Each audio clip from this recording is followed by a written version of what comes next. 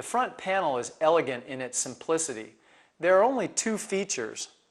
The LCD control panel that has colored icons which will light up and tell you what your machine is doing when it's on. And they'll go out just like this when you're not using it. You'll use these 5 buttons to control the functions of the machine. The top has 2 features as well. This is the drinking water port. Let's take a moment to install the drinking water spout. First, we'll begin by removing the small black rubber cap on the end of the port. We'll remove the flexible stainless steel drinking water spout out of the bag, and you'll notice that one end is threaded. This simply screws into the end of the port. You'll want to make it tight, but not over tighten it. And you'll notice that this can be positioned in any way that's convenient for you. This is the calcium port, where you can add calcium if you choose. In most areas of the country, you'll have plenty of natural calcium already in your tap water, and you won't need to add any more. But in areas where your tap water is pH 6 or lower, you may choose to add calcium, which will help the performance of your machine. The back has a variety of features, and this is a great one. This is the speaker volume control. You can use a small Phillips screwdriver to adjust the volume up, down, or turn it entirely off if you want, whatever your preference. Below is the on-off power switch. Next is the fuse holder, where you can access the fuse. This is the power cord. This is the tap water outlet port, and it's labeled with a red sticker. And finally, on the bottom is the tap water inlet port, which is labeled with a blue sticker. And lastly, I'm tracing with my finger an outline of the filter housing door, where you'll access the filter. We're at the sink now, where we're going to install the diverter to your tap. First, let's examine the contents of the diverter bag. First, and most importantly, you have the diverter. It's got a lever that you'll use to access the water to the machine. Next, you've got 3 different size adapters in case your diverter doesn't screw right onto the end of your tap. 2 spare O-rings, 2 small squeeze clamps that we'll use to put over the ends of the hoses, and finally 2 drywall anchors in case you want to mount your ionizer on the wall. So we'll begin by removing the aerator from the end of your tap, and generally you can do this with your fingers. But if you find that it's too tight, you can loosen it with a pair of pliers or vice grips. Then we'll see if the diverter attaches to the threads at the end of the tap, and in this case you can see that it doesn't. So we'll try the different adapters until we find the one that actually fits. And then we'll screw that in, being careful not to over tighten it. Finger tight is usually good enough. And then we'll attach the adapter, the diverter, to the adapter. Again, tightening it firmly, but not over tight.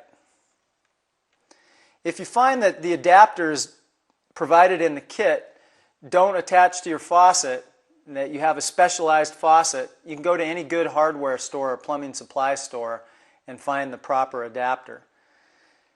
If you find that your diverter leaks when you turn the water on to the machine, you can use white Teflon plumber's tape. 2 or 3 wraps around the male threads usually will cure any of the leaks. Now that we have the diverter attached to your tap, we'll install the hoses to your ionizer. We'll start by removing the 2 lengths of hoses out of the bag and the small inline pre-filter.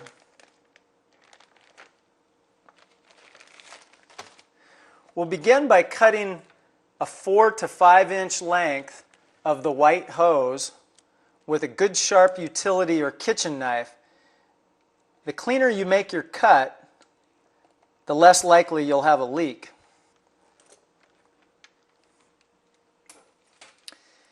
Next, we'll take the inline pre-filter, and you'll notice there's a black arrow, and this arrow will point in the direction of the water flow and always point towards your ionizer. So we'll take our 4-inch section of white hose that we just cut, and we'll just firmly insert it into the pre-filter with the arrow pointing towards the hose. Next, we'll insert the free end of the hose into the tap water inlet port on the bottom of your ionizer. And again, we just simply do that by firmly pushing in and then giving it a little tug to make sure that it's firmly seated.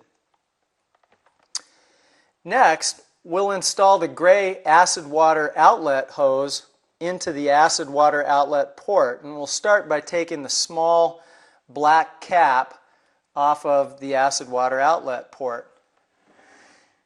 A good tip is to soak your gray hose, the end of it, into a cup of warm water for about 20 to 30 seconds, and that'll make installing it over that acid outlet port much easier. In the diverter bag, there were 2 little squeeze clamps. You want to take one of the squeeze clamps after your hose has been soaked and insert it over the end of the gray hose. And the gray hose goes over the acid water outlet port.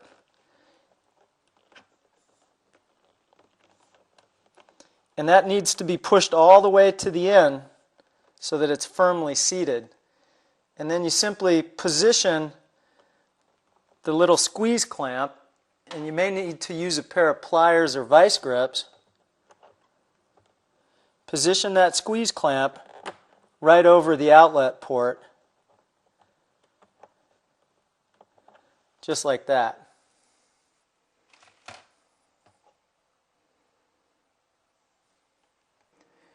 Now that you have the hoses installed to the ionizer, the next thing you'll want to consider is the location of your ionizer.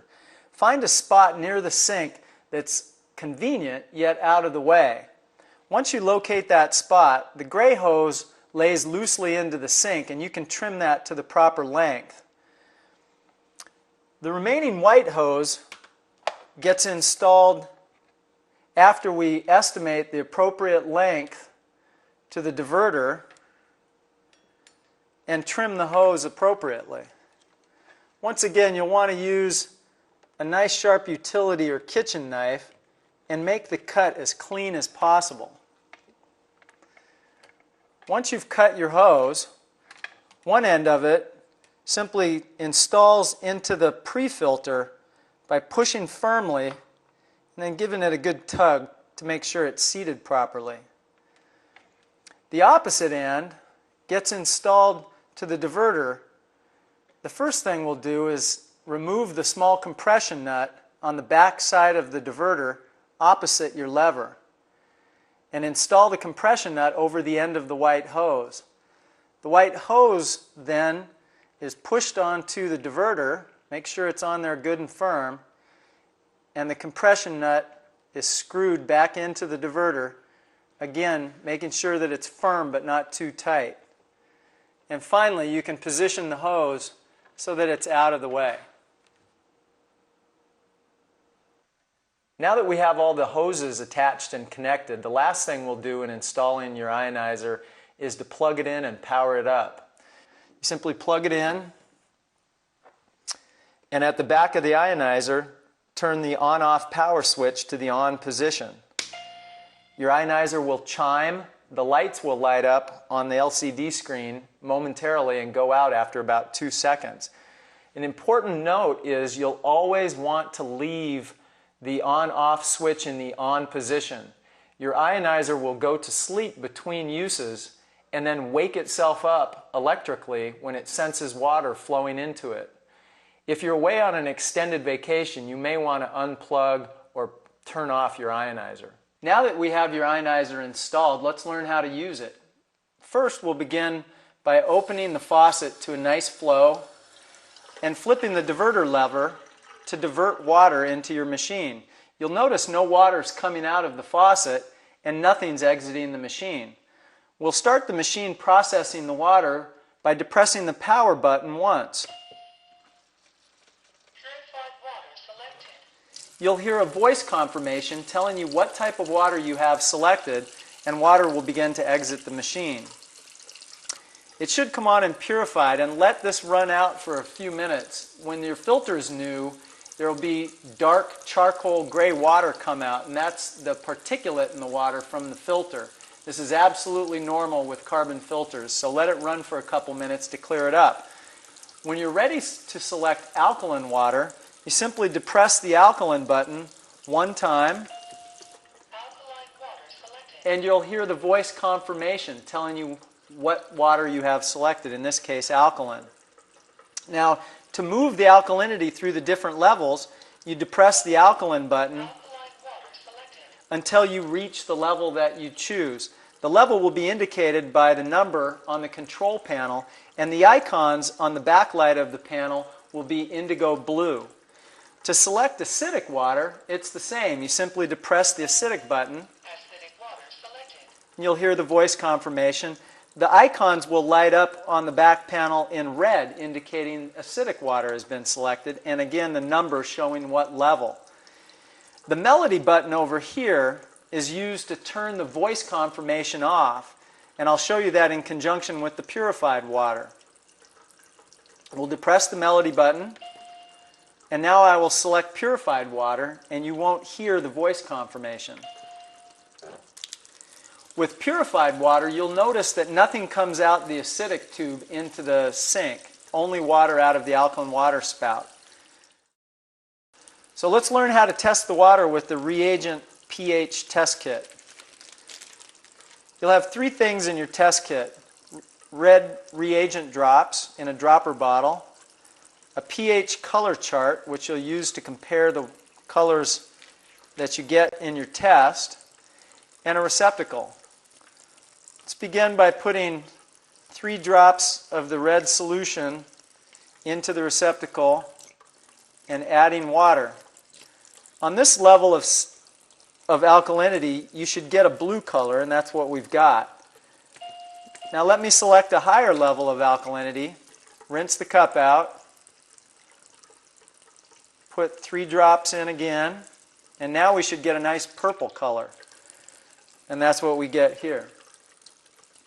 A very important note about the levels of alkalinity: when you first start consuming alkaline water, you're going to want to start at level 1 and give your body 4 to 7 days to adjust. If you feel any discomfort, back the alkalinity level down. After this adjustment period, you can move up to a level 2 and give yourself 4 to 7 days again. After that, and the full adjustment period has been achieved, then you're free to try the higher levels of alkalinity, although most people settle between an 8.5 and a 9.5, and there's no reason to believe that the higher levels produce any more health benefits. When it's time to change or add calcium to your machine, you'll do that through the calcium port.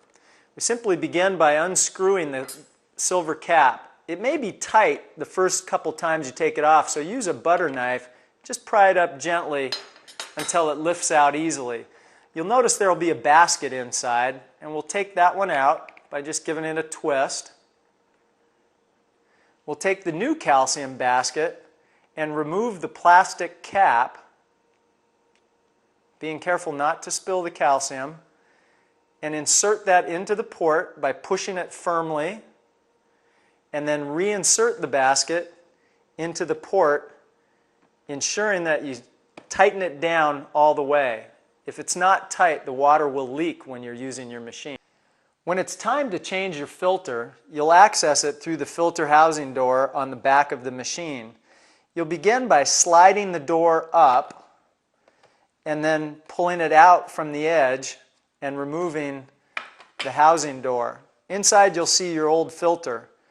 It's a spring-loaded mechanism, so with fingers on the top you depress it down and pull out from the top, and the filter comes out very easily.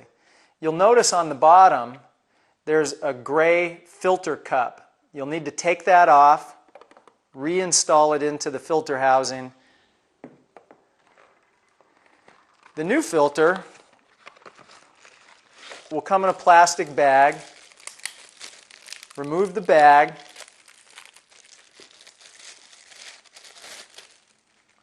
And the little white plastic caps on either end of the filter.